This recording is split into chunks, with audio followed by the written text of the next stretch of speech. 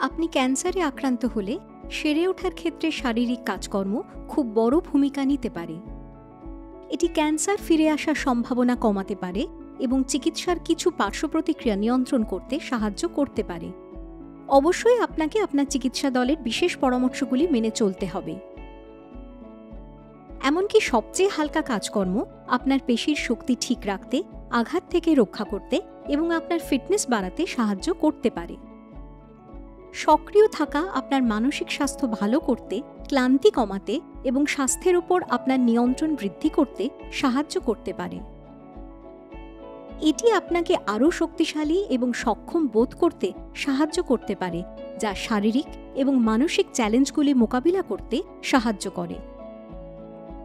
কম কাজকর্মে মানিয়ে নেওয়া। ক্যান্সারের চিকিৎসা সাধারণ কাজকর্মের রুটিনে বাধা হয়ে উঠতে পারে। আপনাকে কাজ বন্ধ করতে হতে পারে বা সামাজিক মেলামেশা কমাতে হতে পারে। কম চলাফেরা করলে আপনার শরীর দুর্বল হয়ে যেতে পারে, যা আবার সক্রিয় হওয়া কঠিন করে তুলতে পারে। সক্রিয় থাকা। ভালো খবর হলো, এমনকি সামান্য কাজকর্মও কিন্তু সাহায্য করতে পারে। সেটা হাঁটতে যাওয়া, কিছু পরিষ্কার করা, বাগান করা বা শুধুমাত্র দোকানে যাওয়া হোক না কেন। যতক্ষণ আপনি চলাফেরা করছেন, সবকিছুতেই কাজ হচ্ছে। ছোটখাটো পরিবর্তন, যেমন লিফটের বদলে সিঁড়ি ব্যবহার করা, আগের বাস স্টপে নেমে পড়া বা এমনকি রান্নাঘরে নাচ করা, সবকিছুই ইতিবাচক পরিবর্তন আনতে পারে।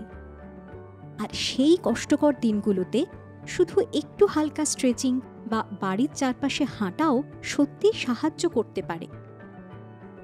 স্বাস্থ্য দপ্তর সপ্তাহে ১৫০ মিনিটের মাঝারি মাত্রার কাজকর্ম বা ৭৫ মিনিটের তীব্র মাত্রার কাজকর্মের পরামর্শ দেয়, কিন্তু মনে রাখবেন, এগুলি শুধুই নির্দেশিকা, নিয়ম নয়। অপরাধবোধ এবং অনুপ্রেরণার মোকাবিলা করা। আপনি যা করতে পারছেন না তা নিয়ে অপরাধবোধ না করে, বরং যা করছেন তাকে স্বীকৃতি দিন এবং আনন্দ করুন। সব জিনিসই সাহায্য করে। আপনি যদি বড় কিছুর বদলে ছোট ছোট কিছু করেন, তাহলে তা চালিয়ে নিয়ে যাওয়ার সম্ভাবনা বেশি থাকে। যেটা সহজ সেটা দিয়ে শুরু করুন এবং সেখান থেকে ধীরে ধীরে এগিয়ে যান। সাহায্য খোঁজা।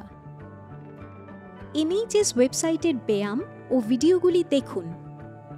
cancercaremap.org একটি সহজ অনলাইন মাধ্যম, যা আপনাকে কাছাকাছি ক্যান্সার পরিষেবাগুলির সাথে সংযুক্ত করে। আপনার স্থানীয় কাউন্সিলের ওয়েবসাইটটিও দেখুন। এখানে আপনি কমিউনিটি গ্রুপ এবং জিমও পাবেন, যেখানে অতিরিক্ত মাত্রায় ফিটনেসের পরিবর্তে সাধারণ চলাফেরার ক্লাসও করানো হয়। সুতরাং নিজের প্রতি সদয় হয়ে ছোট জিনিসগুলিতে মন দিন। এমনকি সবচেয়ে কম পরিমাণ শারীরিক কাজকর্মও সত্যিকারের পরিবর্তন আনতে পারে।